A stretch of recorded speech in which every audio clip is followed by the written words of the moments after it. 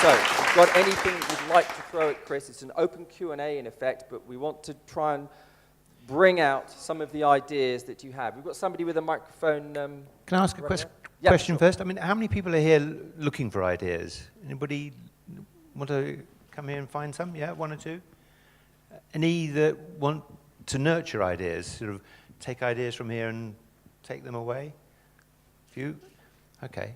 And anybody care to share some of those? Yeah, anybody got ideas they'd like to share? Yeah. Could we get a microphone, please? As you may have become aware from what I said in the panel, I like boats. I'd like to build a boat from scratch for London's canals with a classroom on the front which can take 10 people. I'd like that boat then to sell that classroom to anybody who'll pay for it. And then I'd like the money that makes to provide that classroom to people who can't pay for it. And I thought what would be a really good idea would be to give kids extra maths lessons, teach kids coding, take people out, you know, who just don't get the chance to get out and have a good time like that. And I might call it the Learning Voyage Project. And I need £250,000 to launch this boat. And I think you might be a good man to talk to about trying to find someone who wants to call it the Virgin. Anybody with a spare cool £250,000 that likes the idea of it was that worth particular. a punt, wasn't it? My first bit of advice actually would be to say, 200,000 is quite a lot. Why do you need that much? Why don't you just get it going? So there are loads of boats in St. Catherine's Dock right now. You can get a nice barge for 50, 60 grand or whatever.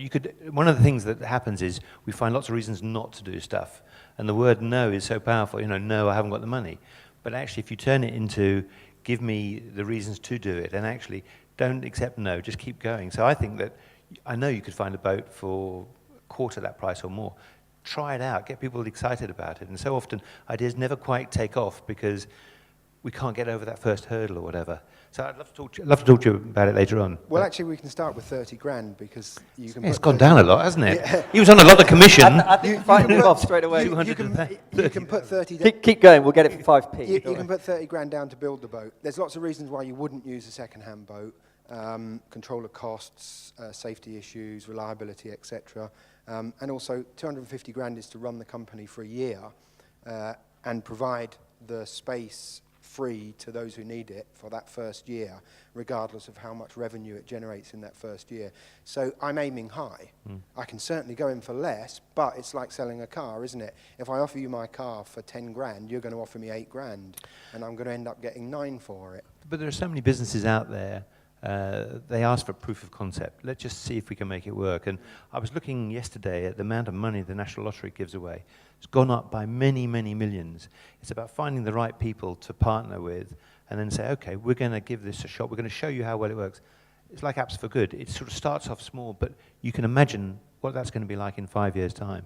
It's going to be huge. And so I think quite often we have to sort of get the ball rolling. And rather than talking about it, let's start it. Let's do something. Let's get the first one done.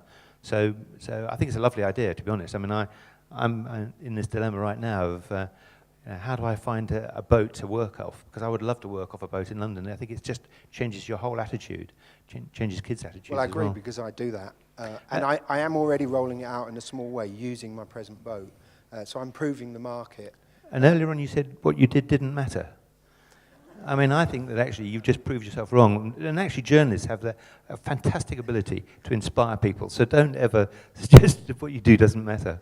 Yeah, but it had good impact. You're looking for a story. Yeah. Anybody else with some other ideas? There were quite a few other hands going up. Let's take the gentleman over here on the left, on our left, and then I'll come to Hi. over there.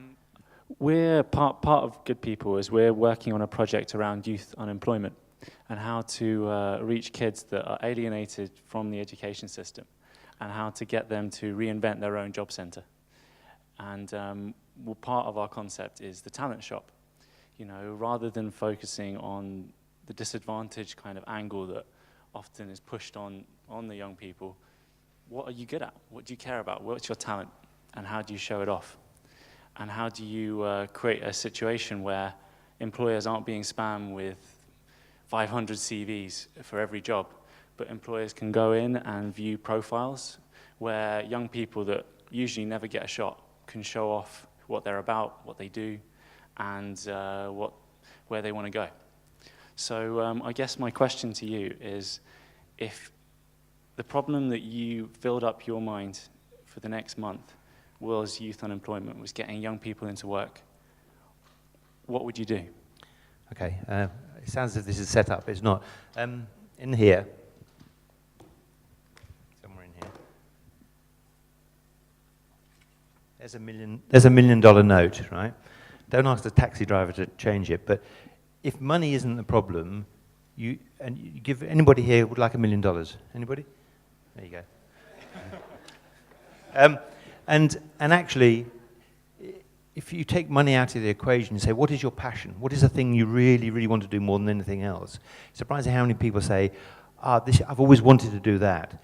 And so I've been working with a couple of different people. One, an organization called Untap It. And Untap It is designed to find what's important inside people. At school, you tend to be told to sit down and shut up and stop daydreaming, whereas when you get into business, you're asked to daydream and to imagine and to create.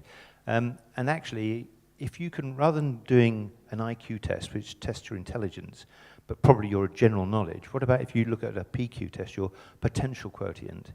And actually, you then have a job quotient, and so the job requires these skills. So Howard Garden talks about multiple intelligences, your creative intelligence, your spatial awareness, all these different things.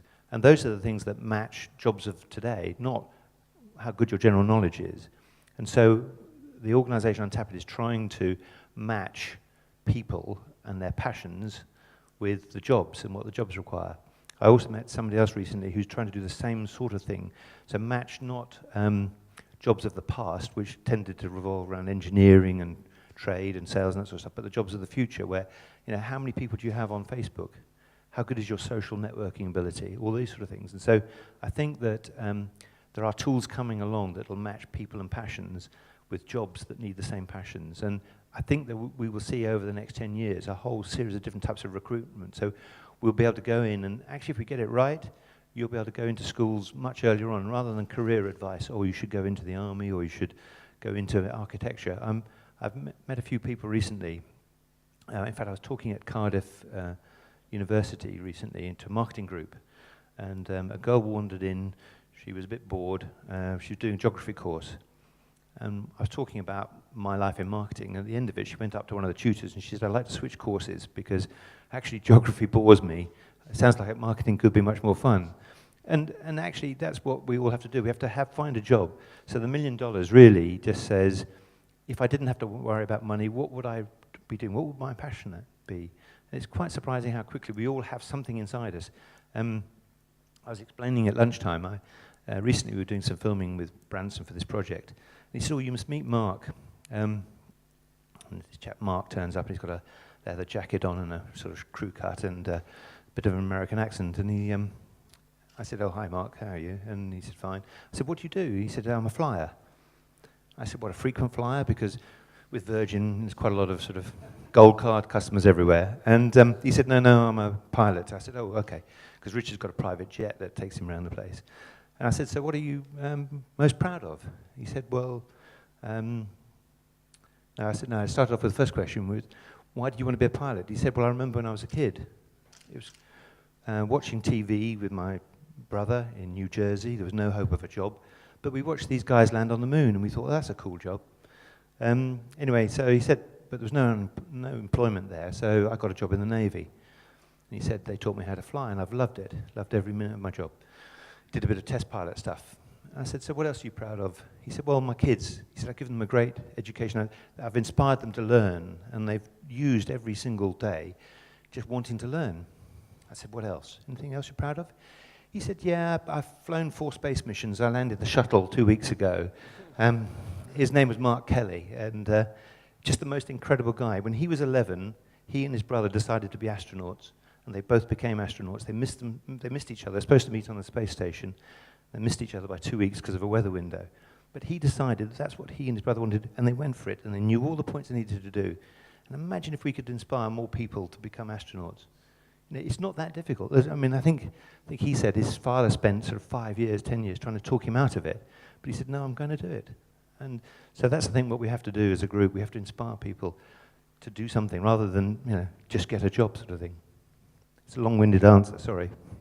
Oh, but a great story Thank to illustrate how important it is to have an idea of what you want to do, and then the passion and the belief that that's what you're going to go out and do. Yeah, well, with no dreams, you have no hope. But if you have a dream of what you might want to do, it's incredible. And of course, we heard the Power of Dreams story from Robert Bean earlier this morning. There was a lady at the back. Can we get a microphone from the side here?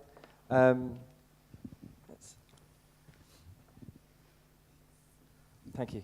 Hi. I'm a writer, obviously, one of the things I do, and I'm part of a writers collective, and one of the things I kind of do informally with that group is, particularly for, not to stereotype for some of the older writers and journalists, I provide I help them coaching on social media, so what's Twitter and what's WordPress and how do I get a blog set up. And this week, they said to me, well, you should really do this as a business. You could kind of scale this a bit more and actually run this as training and that kind of thing, which sounds like a wonderful idea to me. And I said, oh, well, great, how would I start? And they were like, oh, just do a website and surely that'll be it, which didn't seem like the best way perhaps to start, but I didn't really know what that first step should be. So for someone like me who's kind of got an idea but doesn't really know what the first step should be, what should we do? So I think without passion and without a dream, it'll go nowhere. It'll just be a nice idea that in 10 years' time you go back to and say, oh, do you remember that? But if you really passionately believe in it and you dream you can build this organization, then it's about going out and talking to people you know, finding people who can help you maybe 1 or 2 steps at a time. I'm very sort of grateful for the introduction I got of things I've done, but I've never done them.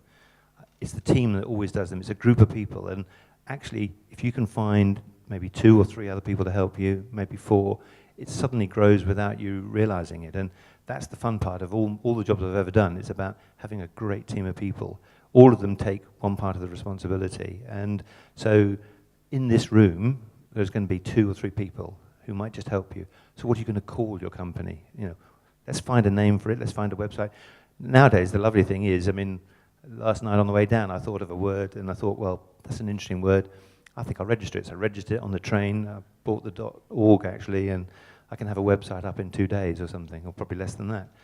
And it's incredible how quickly we can create stuff. And that's the first point. Once you've created it, you've actually started that whole point. And once the day you start it, you can have a business card, and suddenly you're on to the next step. So, how am I going to find my first client? And do I need funding? So many ideas, people think, oh, I need masses of money.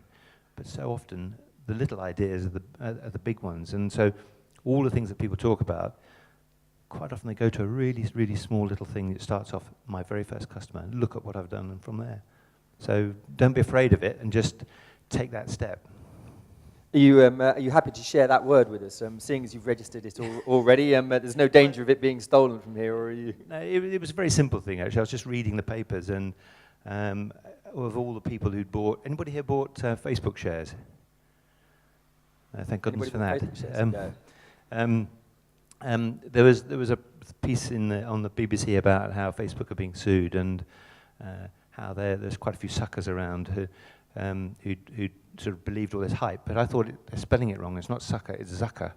You've been zuckered because you've invested in this business that seems to be going the wrong way, day 3 or whatever. But so it was zuckered. A new name for the dictionary. Excellent. Zuckered.org. Look out for it. Coming to a website near you soon. I've got an idea I wouldn't mind trying out on you guys as well. Anybody here want 25 more days holiday a year?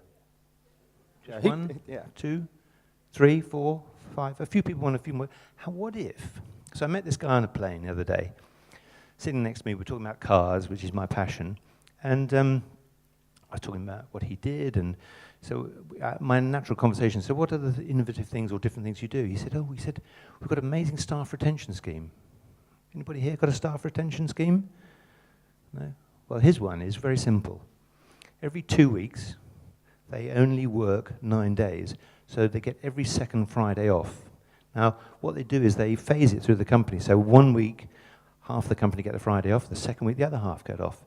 And they all work an extra hour a day, so they come in at 8 rather than 9, or they leave at 6:30 rather than 5:30. And actually it means that for those 9 days, they work a bit longer, but every 2 weeks, they get a long weekend. And I thought that was a pretty good idea. And actually what they're doing is they're getting people coming in and saying, I'll join that company, because actually if I only have to work 4 days one week and 5 the next, that's great. Anybody fancy doing that? Could be good, couldn't it? Very simple idea, but it helps them no end. And they introduced this thing and then found that people who normally would take the morning off to go to the dentist or get the car serviced or whatever would leave it to this Friday. So it's also more productive for the business. Great. A brand new staff retention model right here. Exactly. At Lightminds. Any other questions or comments? I'm conscious we're nearly on 5:30. I'd like to wrap up fairly soon, but if anybody's got anything they'd like to ask, yeah, let's take a question here. So we hear a lot about big sort of groups of corporations have got to work together to solve the world's problems and so forth, but I'm really skeptical about that, in the sense that a corporation is there to make money, and the corporation still has to make money. So how do you see that model actually evolving over time? So, for example, sustainability marks, they don't mean anything to me, because as soon as you've got your mark, you then stay at that level of achievement sort of thing. So how can That's a pretty big question, actually. So I like change, and I believe passionately that ideas bring about change. I've worked for some huge organisations, and I just don't think they can ever change that. I worked merging Lloyds and TSB, and the guy before me, before he left, we sat and had a chat. He said, Chris, the only thing you have to remember, this is a super tanker. Anything you do now will have no effect for the next 5 years, but in 10 years' time, it could be on the other side of the world, because you've nudged it a little bit. And the problem is that the big corporations, you can't see any change for such a long time. We were talking again today about it, and I mean, I sort of constantly look for new ideas and new thoughts, and I was thinking, isn't it time for a new political party? Can we rely on the political parties that are there to do any change at all? So maybe we have to, as like minds, say, time for change. Let's bring in a new political party, or do as Branson's doing. Branson is pushing really hard in his latest book, Business for Good. Yeah. Not for profit, but businesses for good. So actually built into every business is its social profit and loss, which I think is a good thing to do. Yeah, I hope that out of the Greek crisis, something like that might spawn, because you Who knows? get rid of everything. One of our speakers tomorrow morning, actually, so I do hope you're all going to be able to make tomorrow here, and one of our speakers in the session is JP Hamilton, who is responsible for the Virgin Pioneers program, which is the Virgin Group Young Pioneers program, helping to develop them in their business and supporting them in what they're trying to do. Somebody who's making a difference with something that actually matters.